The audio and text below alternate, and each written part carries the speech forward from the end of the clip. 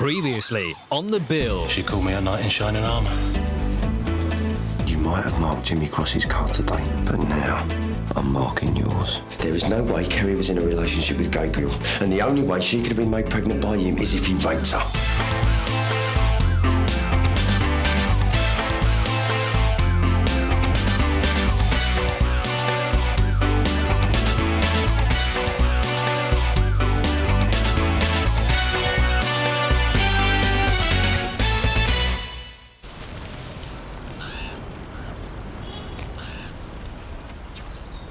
Well, the groundsman says he passed this area last night just before he locked up. There's nothing wrong then. More than likely, someone got in during the night and did this. His assistants had a look round. They're fairly sure that this is the only grave that's been targeted. You had any joy? Sorry? Got a name? Yeah, Wayne somebody. Tony?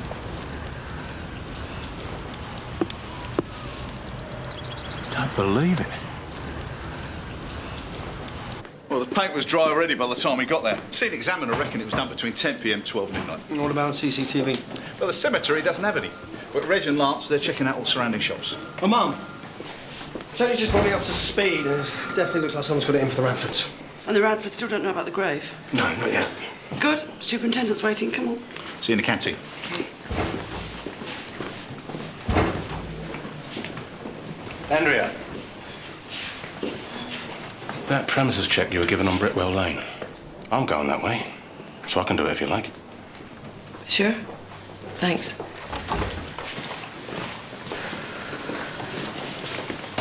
Sarge, I was wondering, have you spoken to the major investigation team about Kerry yet? No, I'm seeing them in half an hour. Why, is there a problem? I'd rather you didn't. What? I don't want them to know what Kerry told me. That Gabriel raped her. Right. Come near, let's have a chat.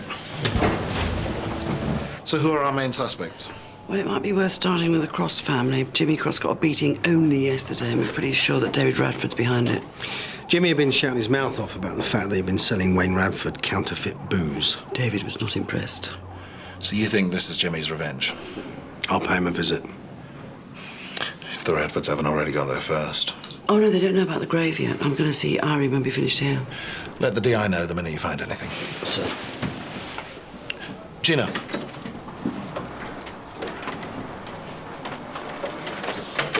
I'm sure I don't need to mention this, but whoever it was that damaged Wayne's grave, Jimmy Cross or not, the Radfords' first thought will be to settle things their way. Oh, I know. Cross has already been roughed up. I don't want him to get his legs broken. If there's any chance we can convince the Radfords to let us handle this, show them that we're taking it seriously, we might just be able to prevent this from escalating into something bigger. Okie doke.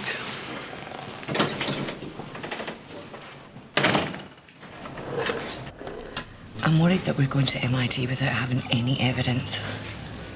Kerry told you Gabriel raped her. That's all the evidence we need. MIT will do the rest. But what if it's not true? I mean, you know what Kerry was like. Especially those last few months before she died. She'd lost the plot. She'd even accused you of raping her at one point. So what if this is just another one of Kerry's stories? Maybe it is, I don't know, but I do know that I couldn't live with myself if I didn't at least get it investigated. Now, if it turns out that you're right and Kerry was lying, then fine, I'll accept it.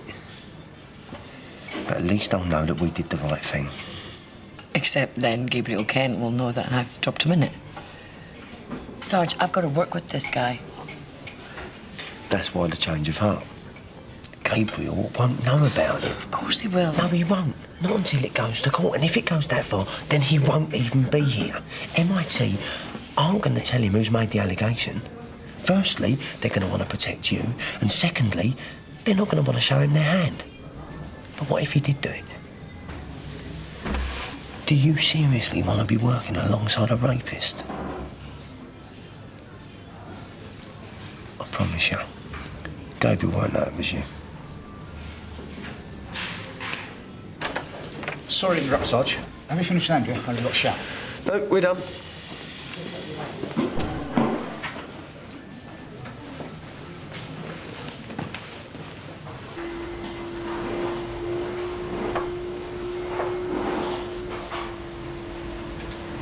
Gina. Back again. Have to get you a key cut. So what is it this time? I can't wait to hear. Not another of your PCs gone AWOL. Wayne's grave has been vandalised, Irene. Someone got into the cemetery late last night and covered the grave in paint.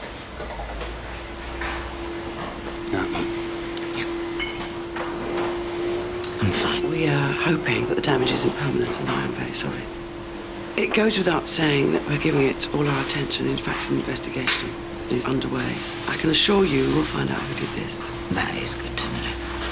If there's anything you can think of, anyone that you might think is to blame.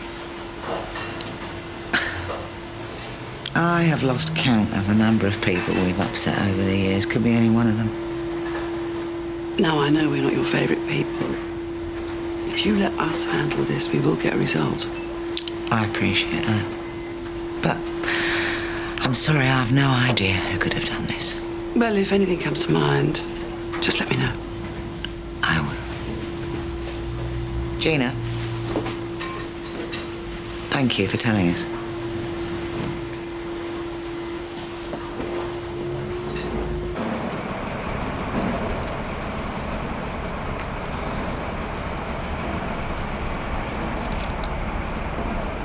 Can I help?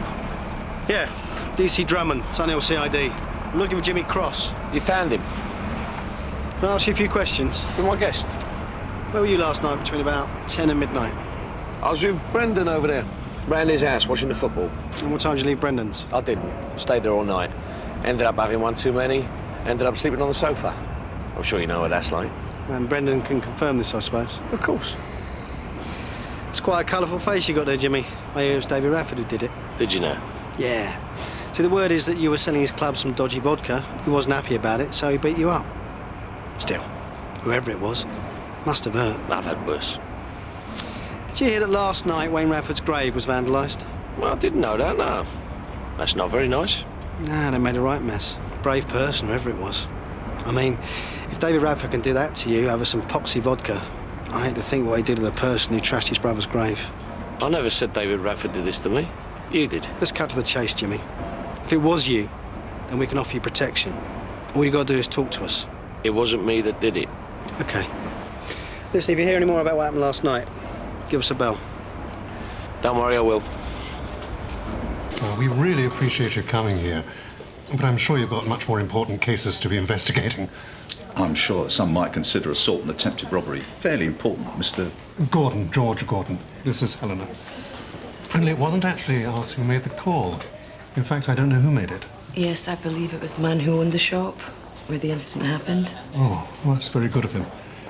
But we really don't want to waste your time. Mr. Gordon, your concern over our workload is very touching. But if your daughter is the victim of an assault, it is our duty to investigate that. Helena isn't my daughter. She's my partner. Oh, right. Sorry. The shopkeeper said that the woman who assaulted you tried to steal your necklace. Is that right? Yeah. Can you remember what she looked like? No, not really. It all happened so quickly.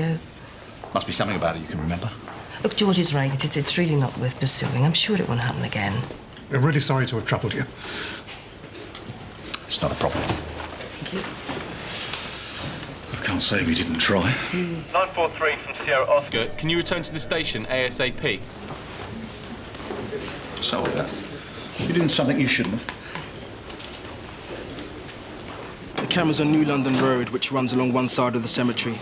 We've watched the tape already. We're pretty sure it's Jimmy Cross. Let me check the plates and the car is registered to. So what do we see? This guy, Jimmy Cross, gets out of his car, throws a tin of paint over the wall, then jumps over himself.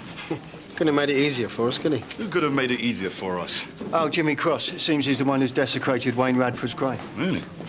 I'd like to buy that man a drink. Thank you, Rob. All right, Ken, you take PC Hollis, PC Powell, and arrest Jimmy Cross. I'll go and talk to the superintendent, see how we handle the Radfords. Go. Oh, Mum, looks like we found our man. It's Jimmy Cross. We're going to go and arrest him now. No, you're not. And we need to tell the super. Jimmy Cross is on his way to St. Hugh's. He's been the victim of a drive-by shooting.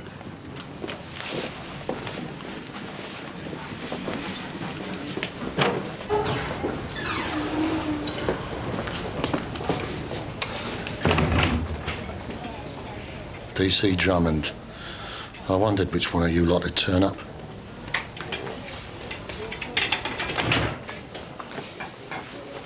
How are you? Coping. You? Yeah, fine. It's been a long time since our paths last crossed. I'm not complaining. Yeah. How's Jimmy?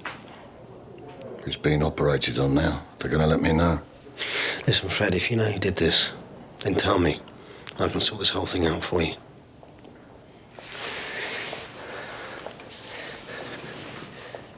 Your son is upstairs having a bullet taken out of his liver. He nearly died. He still could.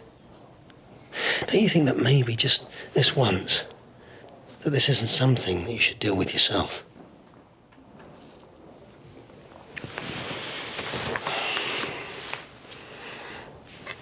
In case you change your mind, yeah?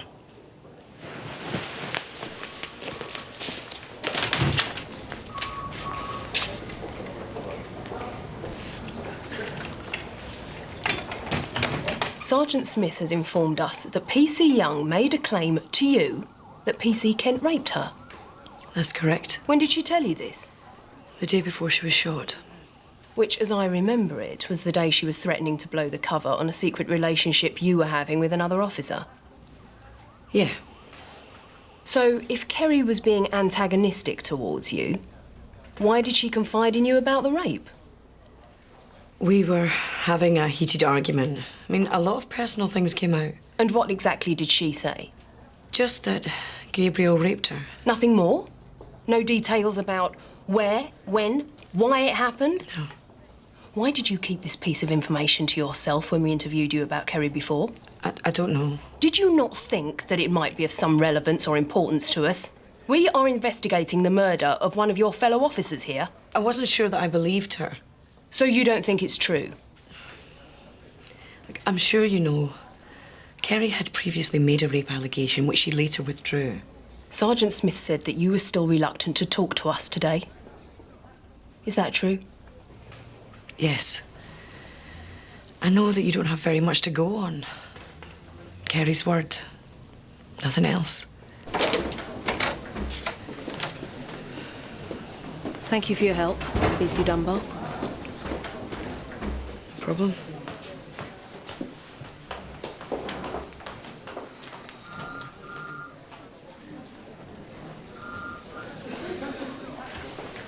Andrea, we got a shout.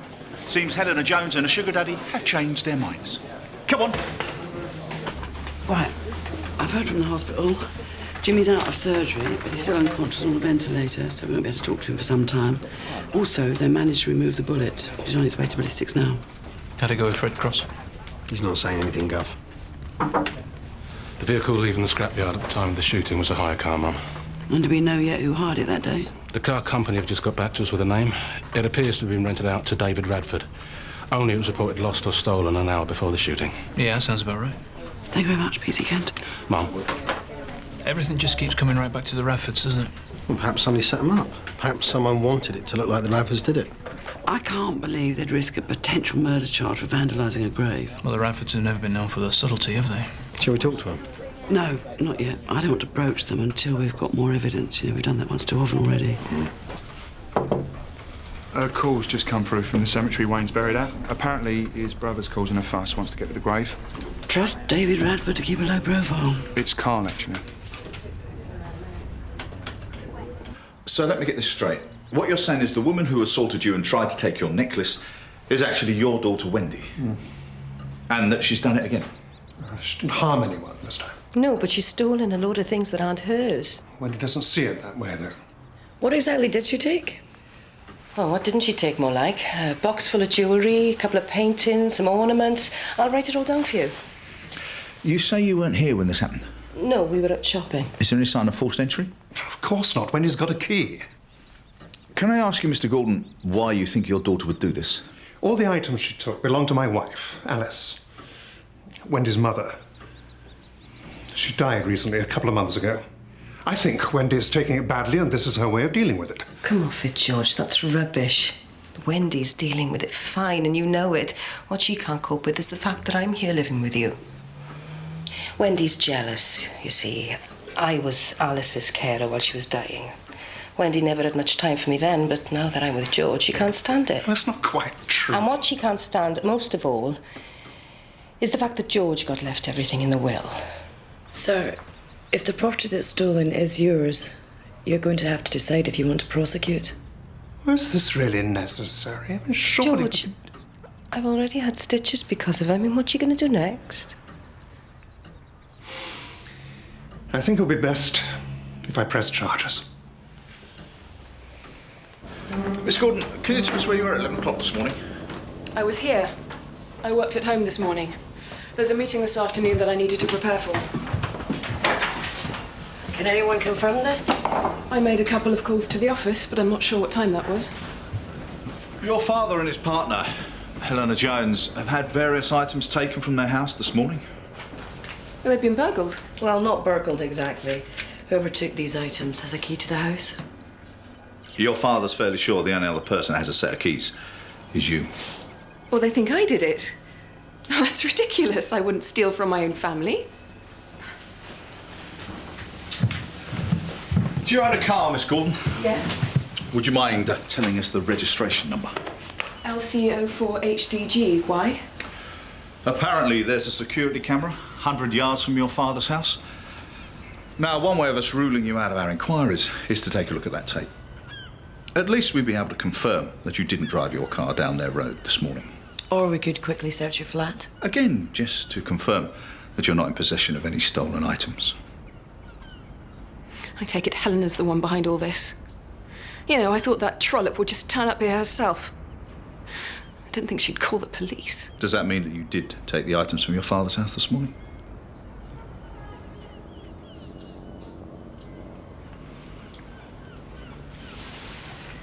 Wendy Gordon, I'm arresting you for theft. You do not have to say anything. I take it this wasn't just kids? No. Well, that's what happens when you're a Radford. You quickly learn that most things directed at the family are generally down to its own doing. So, you allowed to tell me who did it? We're sure it's Jimmy Cross. That name mean anything? I've heard of him. Now, we've got CCTV evidence, but before we could arrest him, someone shot him. He's in St Hugh's at the moment on a ventilator. It's touch and go, and I'm sure it comes as no surprise to tell you that we think your mother and David were involved in the shooting.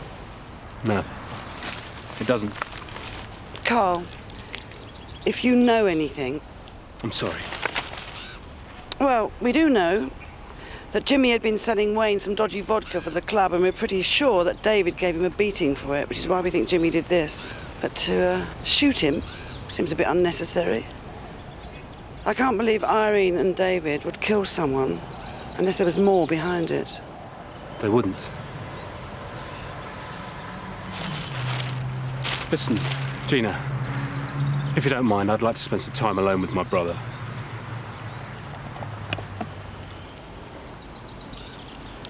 Of course.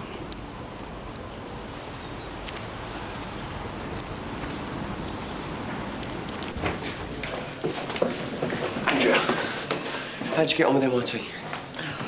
Not great. I'm not convinced they think it's true. And by the time D.I. Morrell was finished with me, I wasn't too sure either.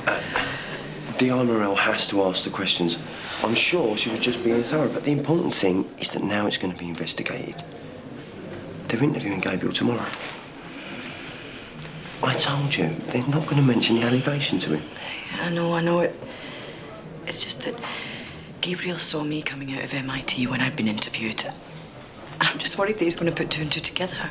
Look, now you're being paranoid. We've got officers going in and out of MIT every 5 minutes at the moment. He's not going to give it a second thought. All right? Okay.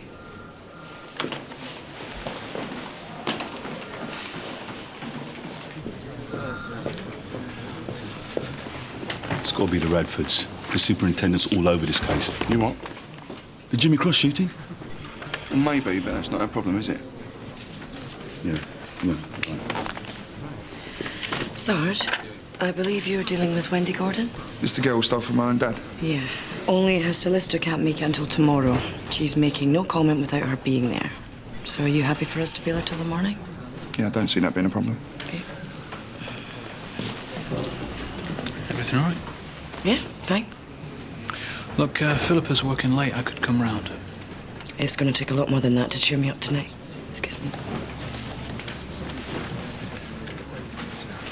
How are we getting on with the shooting? Well, I spoke to David and Irene. Their bar manager can confirm they were in the club at the time that Jimmy Cross was shot. Well, it looks like we've hit a dead end. Well, until we get the ballistics report back, there's not a lot we can do. OK. We'll carry on tomorrow. Ah, Kent. Morning, Sarge. MIT want to speak to you at 1 o'clock, so make sure you're back to the station for dinner, all right? Sure. You don't know what it's about? No idea.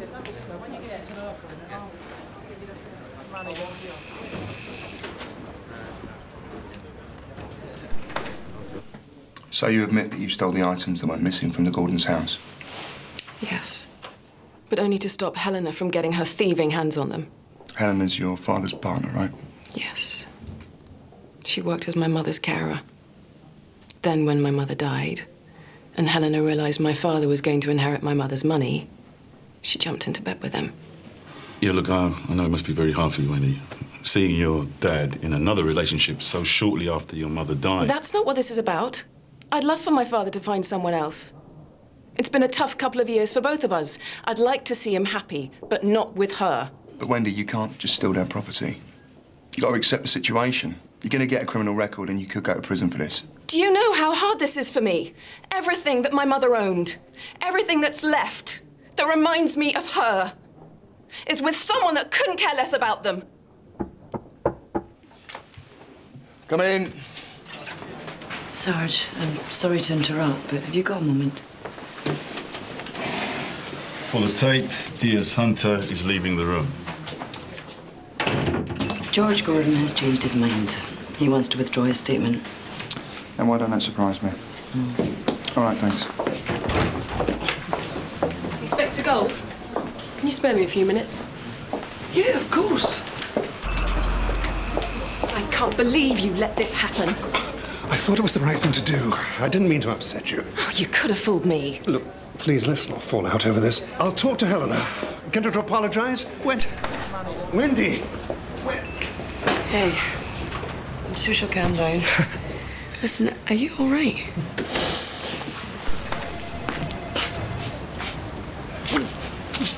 Mr. Gordon? Your ambulance here. I've just spoken to D.I. Morrell. Do you care to tell me what's going on?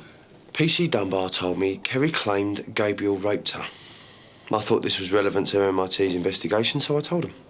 Even though there's not a single scrap of evidence to prove that she might be right. Yes, Mum. What are you up to, Smithy?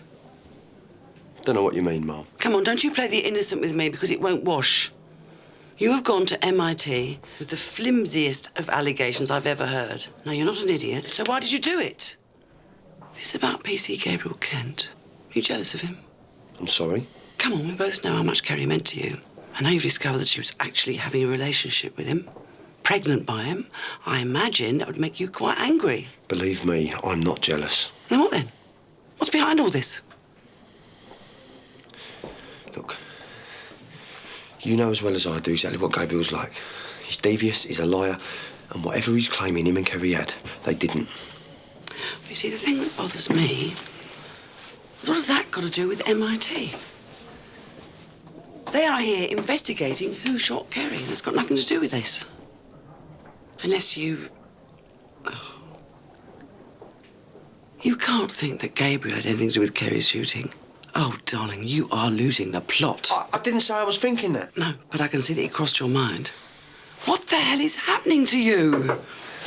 Sorry to interrupt. Sir. I'll talk to you later. Close the door. It's about the Jimmy Cross shooting. We've had the ballistics report. You're not going to believe this. Oh, go on. The striation marks on the bullet match those on the bullet that killed Brian Thatcher. What? The gun that was used to shoot Jimmy Cross yesterday was the same one that killed D.C. Thatcher's father in 1983.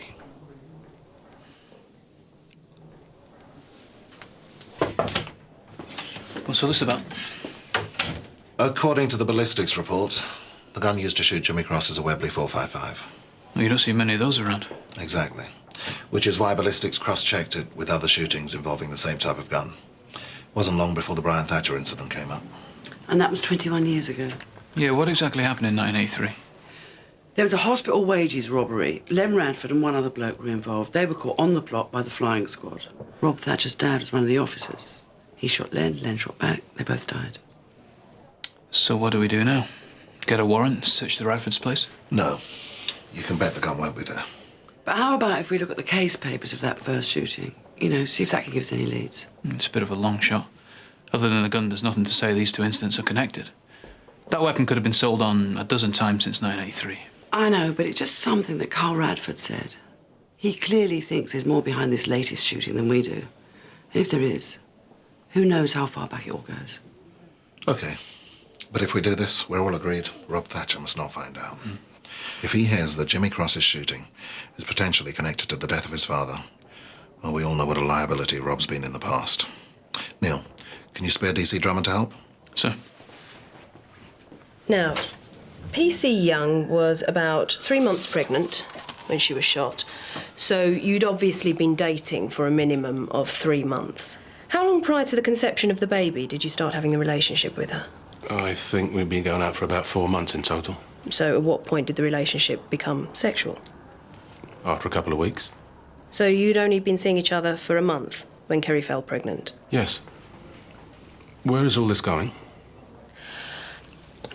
I'm still trying to work out why Kerry didn't tell you she was pregnant. I told you. She had a miscarriage. She's probably very nervous about it. It's just that it seems to me, if I found myself pregnant, having only been with a man for a month, well, it's very early, isn't it, to make that kind of a commitment? You could see it like that, I suppose. If it was me, I'd talk to the man about the situation. Gauge whether he wanted a baby or not. I wouldn't just keep quiet about it. Well, like you say, that's what you'd do. I want to ask you about PC Cameron Tate. Before he returned to Australia, PC Tate attacked you. What was the reason for that? He and Kerry used to be together. He found out about us. Didn't like it. Thank you, PC Kent. That's all for now. Can I ask you what's going on here? Why all these new questions? Has someone said something? As I said before, the investigation is ongoing. The more we start to understand the circumstances around Kerry's murder, the more questions arise. Thank you.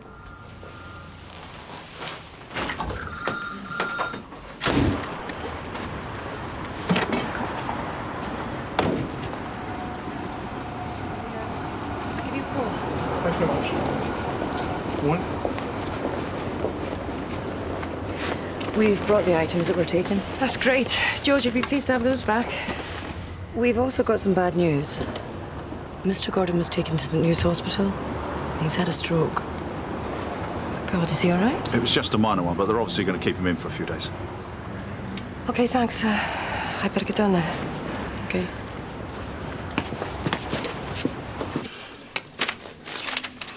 OK, it was a two-man job. Len Radford was driving vehicle B. Jack Gaunt was in the four-wheel drive vehicle A. Now, when the security van here reversed into the hospital yard, the driver stays put and the security guard goes round the back to collect the wages package. At this point, Radford and Gaunt move their cars into position here and get out. Gaunt takes aim at the driver, fires one shot into the plated glass. The driver ducks out of sight and stays there for the rest of the incident. Didn't see a thing. And what happened to the security guard? Well, Radford knocks out the security guard with his gun. He's about to snatch the wages when our boys from the flying squad arrive. Over here. DC Brian Thatcher gets out of the car and challenges Radford. D.I. Franklin and D.I. Slattery cover Gaunt. Now, according to D.I. Franklin's statement, Radford fired one shot at Thatcher that missed. Thatcher then fired back, hitting Radford in the chest. Now, while he was down, Radford fires a second shot at Thatcher, which hits him. Both men die at the scene. Now, all these bullets, the one that missed, the one found in Thatcher, and the one that was fired at Jimmy Cross, they all come from the same gun. Correct. So where is this gun? Because according to the report, Gaunt grabbed Len's gun and exited through the hospital, and then uniform caught him 10 minutes later, a couple of streets away. Yeah, but Gaunt was only in possession of his own gun, the Magnum 357, when they picked him up. The investigation team assumed that he ditched Len's gun somewhere. So, As far as we know, Jack Gaunt was the last person to be in possession of the gun that shot Jimmy Cross. Who is it? That check on Jack Gaunt's just come through. Apparently he was released from prison 2 weeks ago. Got his address from his probation officer. Thank you very much, PC Power. Shut the door. So Jack Gaunt's out of prison. Now, isn't that a coincidence? Do you know, I'm sure I recognise that bloke from Gordon's house. Just can't for the life of me think where. It'll come to you. Andrea, can I talk to you for a minute? Yeah, sure. In private, if you don't mind. No. I'm going to check out some mugshots.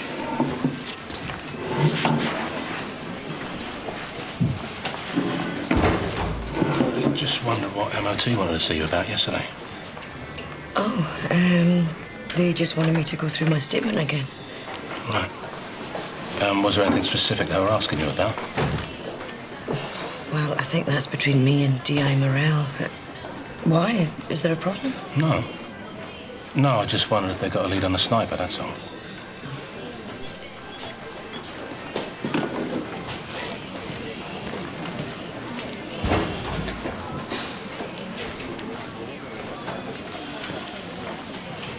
What was that about? That was Gabriel doing exactly what I told you he would do. Which is? Oh, he obviously wants to know why MIT are suddenly asking him questions again. You don't think he knows what you've accused him of, do you? No, I don't think so. Not yet, anyway. But he's on to me, though. Guy freaks me out.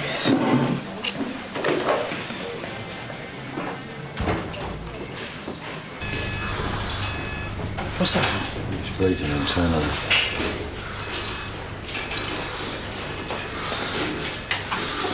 They're not very hopeful. I'm sorry. Makes a change to have an honest doctor. Then why don't you talk to me, Fred, hey? Look, do you know a man called Jack Gaunt? Yeah, I know, Jack. Well, you know, he's just come out of prison. The gun that was used to shoot Jimmy is the same gun that was used on a crime 20 years ago that Jack Gaunt was involved in.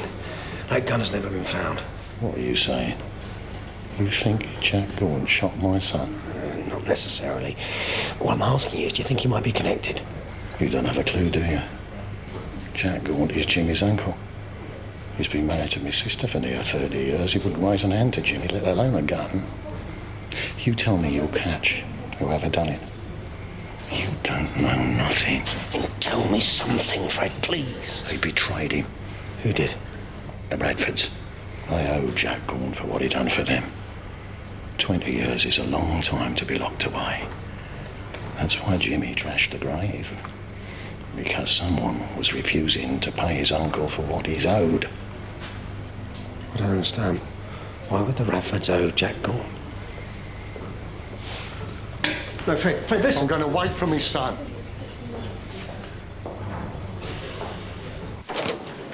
Andrea? Do you fancy paying Helena Jones another visit? Why? I think Wendy might be right about her. Do you remember Helena Jones's friend? Yeah, the guy we saw. I did recognise him. BIU just helped me put a name to the face. Charlie Caulfield, known dealer in stolen goods. So what? You think she's going to do the dirty on George? Maybe. It's got to be worth a follow-up. Okay.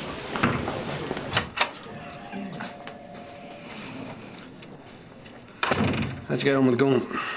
Looks like our Jack's done around, there's no sign of him. Oh, well. Before you get your hopes up, I think we've been fairly sure that it wasn't Gaunt who shot Jimmy Cross. Gaunt is Jimmy's uncle. According to Fred Cross, Gaunt is owed by the Radfords for doing his time in Neck. But he never got paid. That's why it all kicked off between Jimmy and the Radfords. Jimmy was standing up for his Uncle Jack. No, but why would the Radfords owe Jack Gaunt? What do you think, he's covering for someone? I've no idea. Anyway, it's back to the case files. See why Gaunt's covering up for the Radfords. Not yet. I've made a little discovery in one of the boxes. There is a videotape recording of the robbery. I thought there was no CCTV in 83. No, there wasn't. Some bloke in one of the wards, his wife had just given birth, and he was filming her in bed with the baby when he suddenly heard tyres screeching and gunshots outside. There's Gaunt, there's D.I. Franklin, D.S. Slattery, And there's Brian Thatcher. Len Radford is round the side of the security van with the gun. That's the shot that got Len Radford.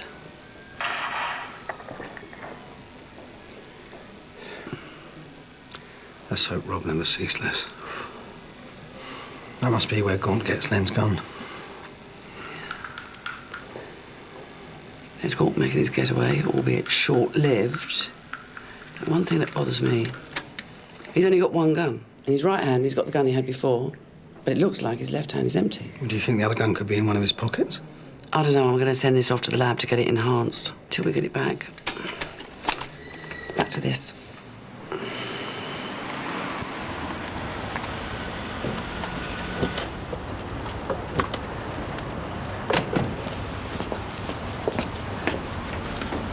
Surprise, surprise.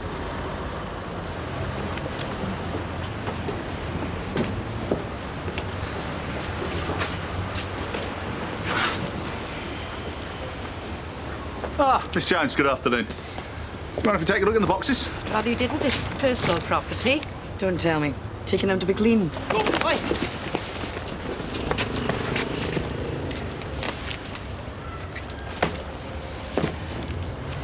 You know, I earned this. 18 months I looked after her dying mother, doing the job that she should have been doing. And it was me who was there for George when Mrs. Gordon finally passed away. Wendy, she wouldn't understand compassion if it slapped her in the face. I deserve all of this. Colonel Jones, I'm arresting you on suspicion of theft. You do not have to say anything, but it may harm your defence if you do not mention when questioned something which you later rely on in court.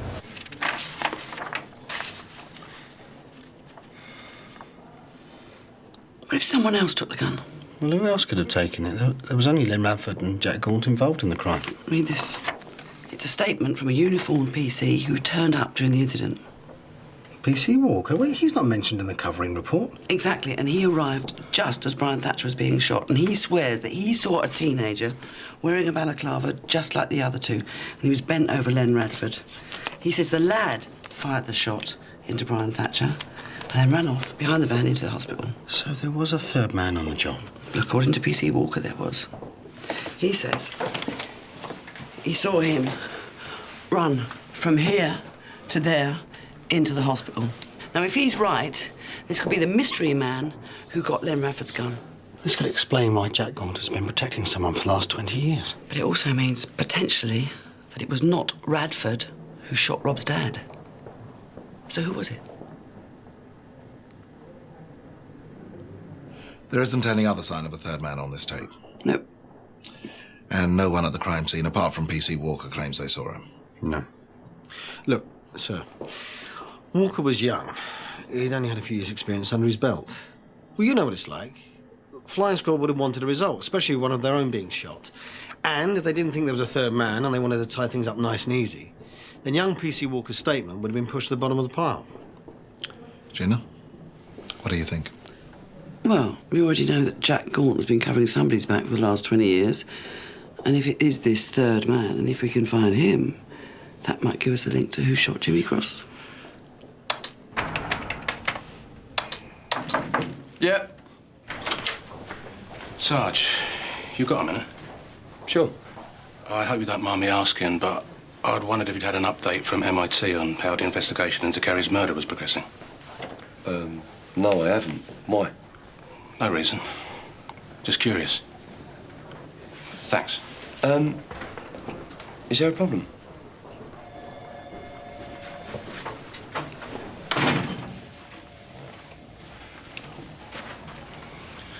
I went to see MIT this lunchtime.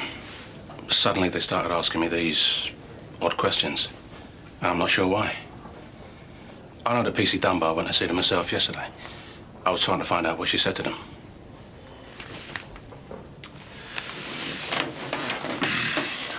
I shouldn't be doing this. But I believe Andrea has made an allegation against you. I knew it. She came to tell me first, asked for my advice. I don't know why, because she completely ignored it and went to MIT anyway. What did she say? She said Kerry claimed that you raped her.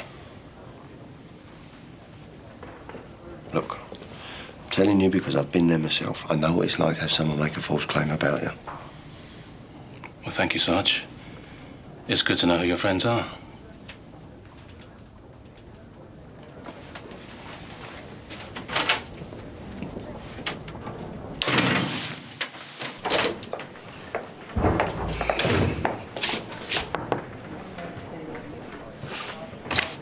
Ken?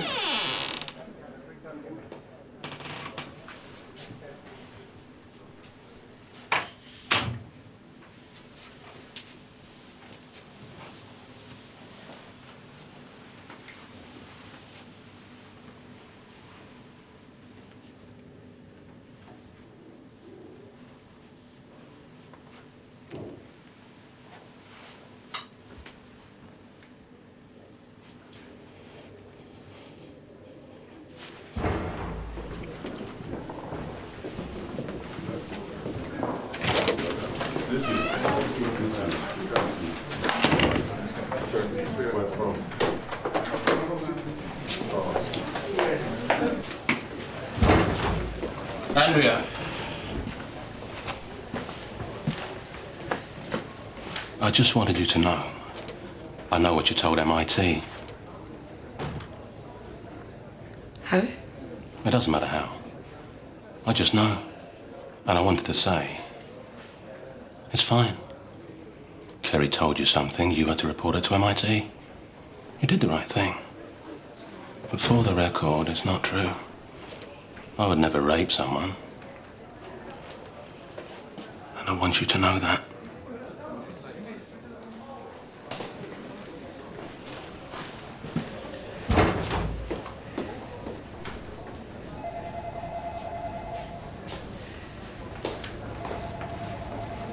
Sarge? Gabriel knows. Someone told him about the rape allegation. It was me. What? I told him. But you promised. Yeah, I know. But I've done it for a reason. Well, I hope it's a good one. Yeah, it is. I've got a plan. Oh, you've got a plan? I don't believe I'm hearing this. I want to get close to Gabriel. I want to see exactly what he's like. But to do that, I've got to buy his trust. I need him to want to come and talk to me. I need him to think that I'm a friend. So you told him why I went to MIT? Oh. Andrea, come here, listen. If we can get Gabriel to play the same games with you that he's been playing with everyone else, then maybe we can prove that Kerry's allegation was true. Right. That sounds like a really great plan. And what if he does to me what he did to Kerry? He won't, because I won't let it happen. You're as bad as he is.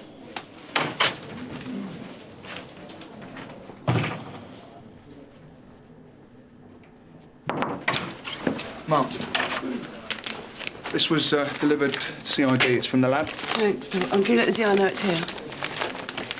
Shut the door.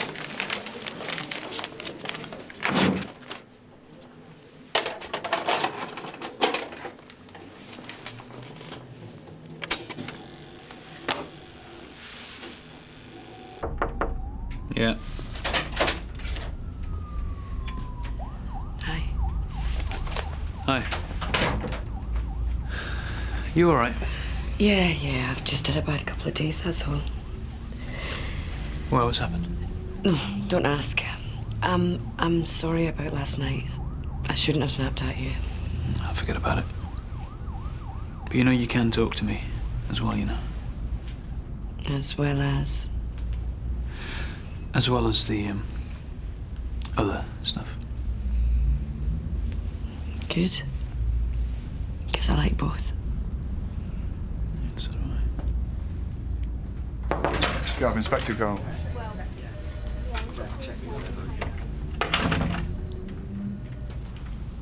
Yes, Phil. Inspector Gold wanted me to let you know that the tape enhancements arrived. Thanks.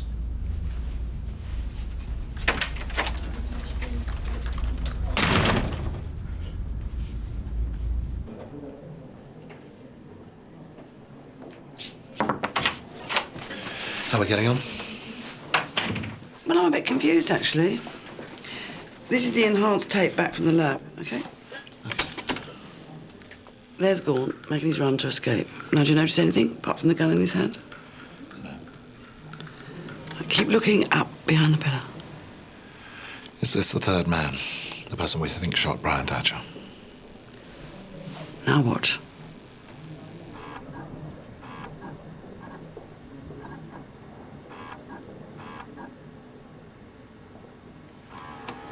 We're looking for a woman. And who suddenly springs to mind? Irene Radford. The one and only. So maybe it wasn't Len Radford that shot Thatcher. Maybe it was Irene.